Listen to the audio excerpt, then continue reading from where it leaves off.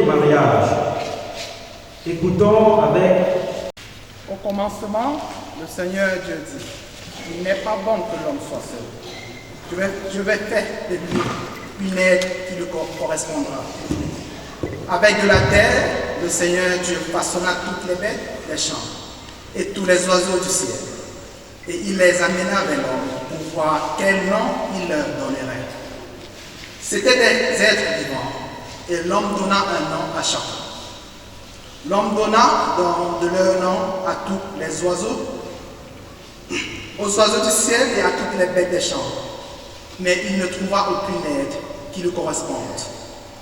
Alors le Seigneur Dieu fit tomber sur lui le sommeil mystérieux, et l'homme s'endormit. Le Seigneur Dieu dit, prit la chair dans son côté, puis le renferma. Avec ce qu'il avait pris alors, il forma une femme et il l'amena vers l'homme. L'homme dit alors, cette fois-ci, voilà l'os de mes os, la chair de ma chair. On l'appellera femme. À cause de cela, l'homme quittera son père et sa mère, il s'attachera à sa femme, et tous deux ne feront plus qu'un. Parole du Seigneur.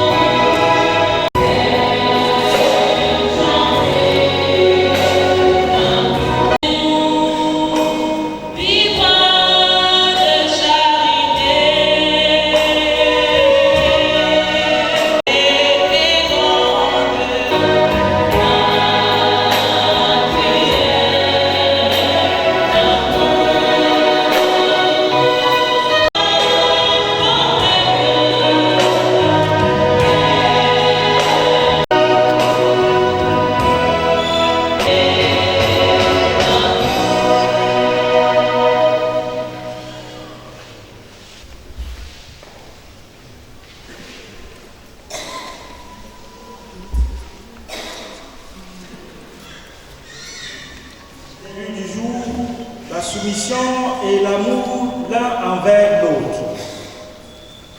Écoutons-le dans son épître aux Éphésiens, chapitre 5, versets 2, puis 21 à 33. Frères, vivez dans l'amour comme le Christ nous a aimés et s'est livré pour nous. Par respect pour le Christ, soyez soumis les uns aux autres. Les femmes à leur mari, comme au Seigneur Jésus, car pour la femme, le mari est la tête, tout comme pour l'Église, le Christ est la tête. Lui qui est le Seigneur, lui qui est le sauveur de son corps. Eh bien, si l'Église se soumet au Christ, qu'il en soit toujours de même pour les femmes à l'égard de leur mari. Vous, les hommes, aimez votre femme à l'exemple du Christ. Il a aimé l'Église, il s'est livré pour elle, il voulait la rendre sainte en la purifiant par le bain du baptême et la parole de vie. Il voulait cela présenter à lui-même, cette Église resplendissante, sans tache, ni ride, ni aucun défaut. Il la voulait sainte et irréprochable. C'est comme cela que le mari doit aimer sa femme, comme son propre corps. Celui qui aime sa femme s'aime soi-même. Jamais personne n'a méprisé son propre corps. Au contraire, on le nourrit, on en prend soin. C'est ce que fait le Christ pour l'Église, parce que nous sommes les membres de son corps. Comme dit l'Écriture, à cause de cela, l'homme quittera son père et sa mère, il s'attachera à sa femme, et tous deux ne seront plus qu'un. Ce mystère est grand, je le dis en pensant au Christ et à l'Église. Pour en revenir à vous, chacun doit aimer sa propre femme comme lui-même, et la femme doit avoir du respect pour son mari. Parole du Seigneur.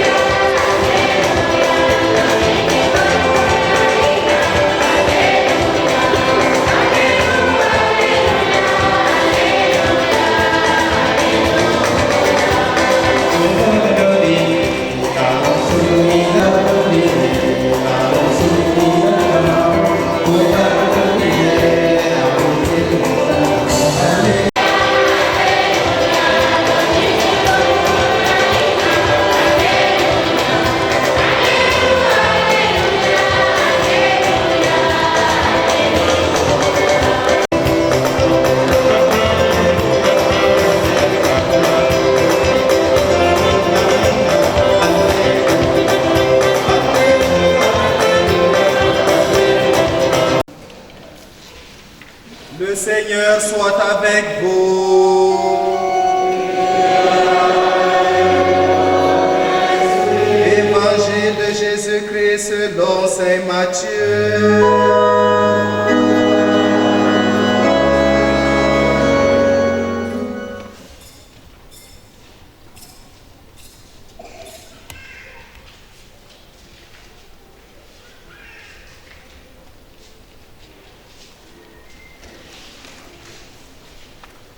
Des pharisiens s'approchèrent de Jésus pour le mettre à l'épreuve. Ils lui demandèrent, « Est-il permis de renvoyer sa femme pour n'importe quel motif ?» Il répondit, « N'avez-vous pas lu l'Écriture? Au commencement, le Créateur les fit hommes et femmes, et il leur dit, voilà pourquoi l'homme quittera son père et sa mère, il s'attachera à sa femme, et tous deux ne feront plus qu'un. À cause de cela, ils ne sont plus deux, mais un seul. Donc, ce que Dieu a uni, que l'homme ne le sépare pas. Parole de Dieu.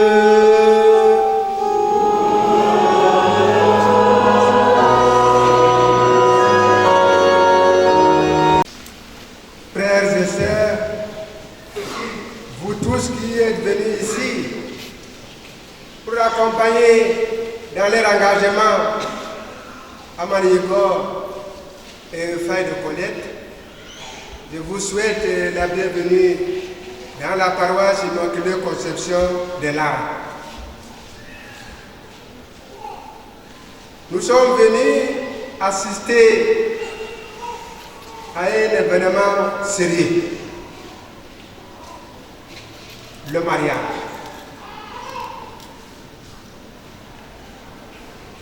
Le mariage, c'est une première vocation. S'il n'y a pas de mariage, on ne peut pas avoir d'hommes et de femmes. C'est dans le mariage que naissent les enfants. Voilà les deux jeunes.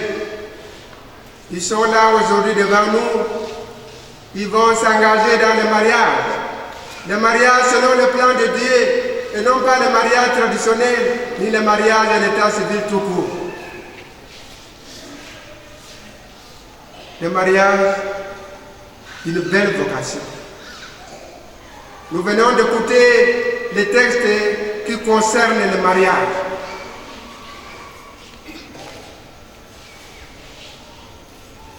Ces textes-là, d'abord, même si on ne commente pas, c'est suffisant si nous les avons bien entendus. Dans la première lecture, le livre de la Genèse,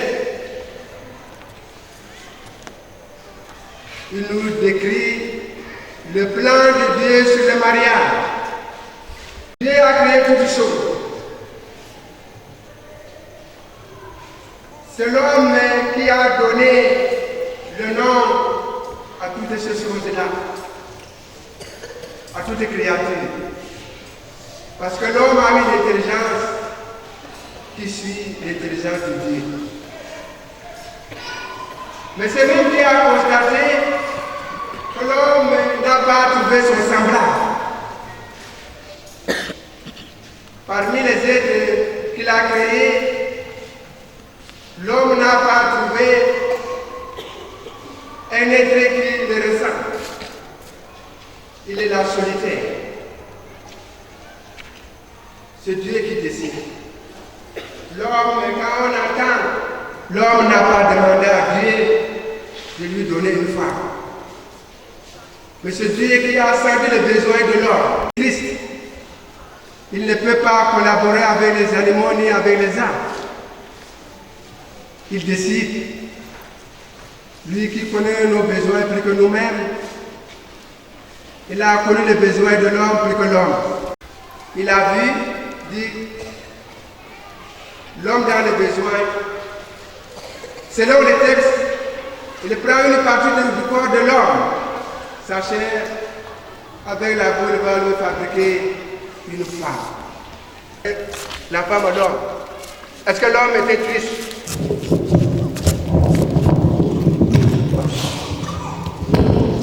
Il était content. Avant, il était triste.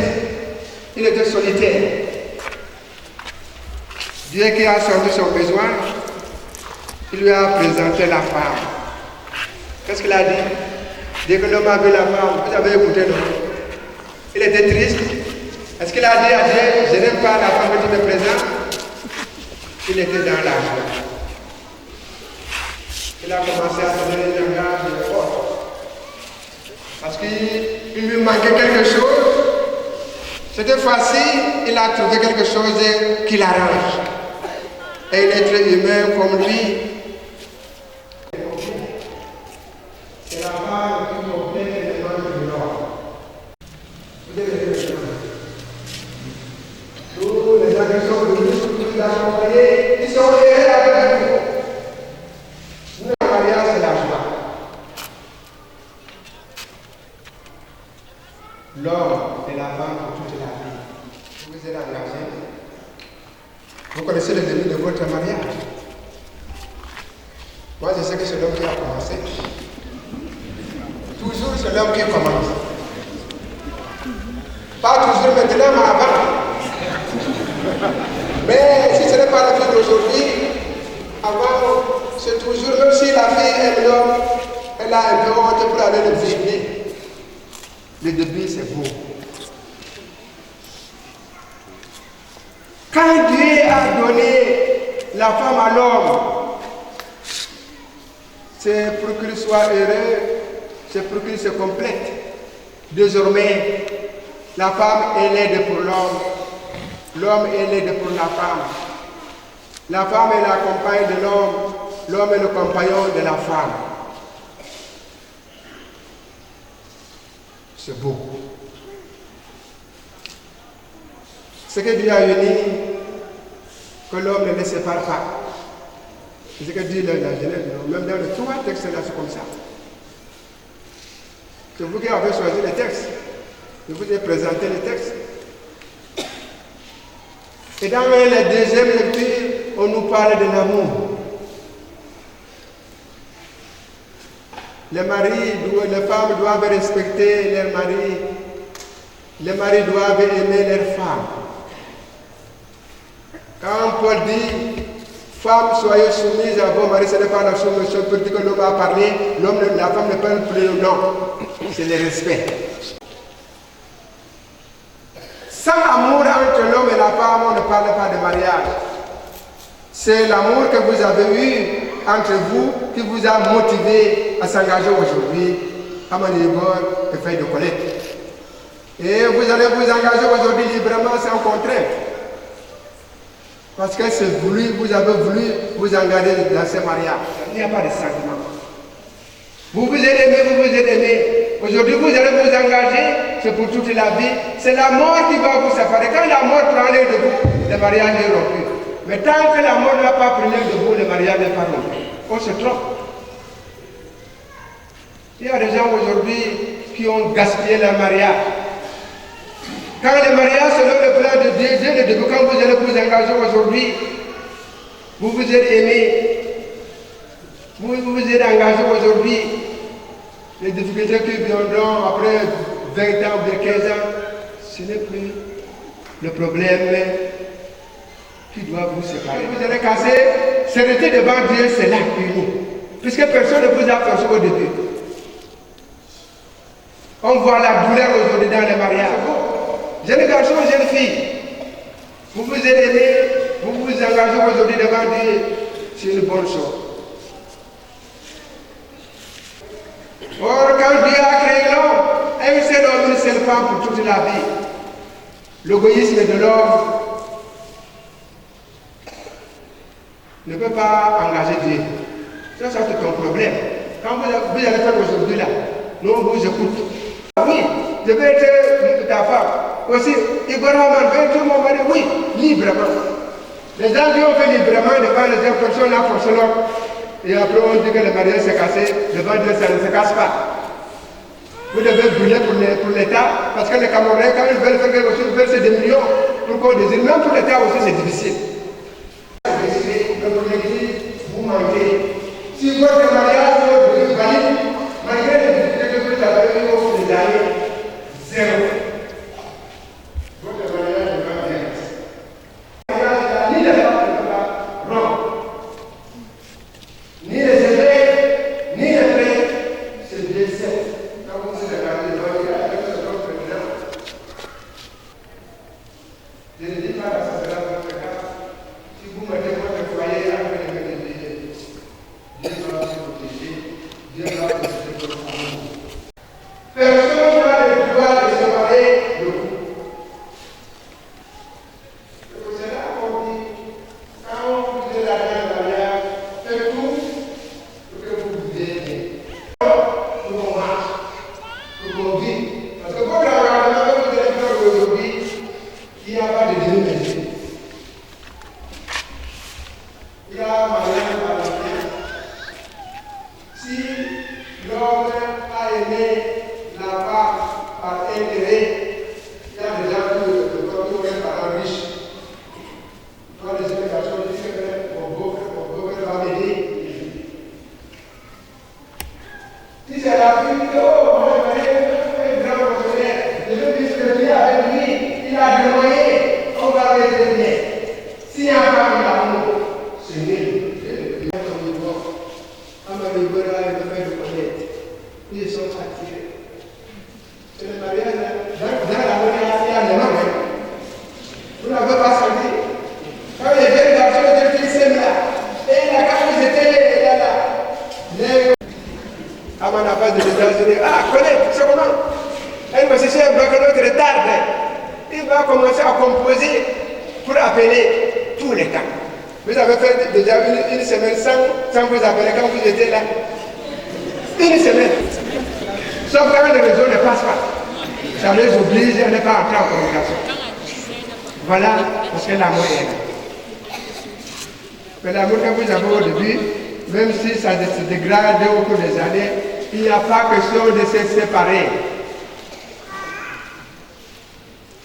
Les gens ont posé la question à Jésus, est-ce qu'il est permis de répudier sa femme? Jésus leur dit non. Ou bien même là, on dit qu'on se sépare. Qu'est-ce qui est arrivé? Dans la vie, il faut avoir toujours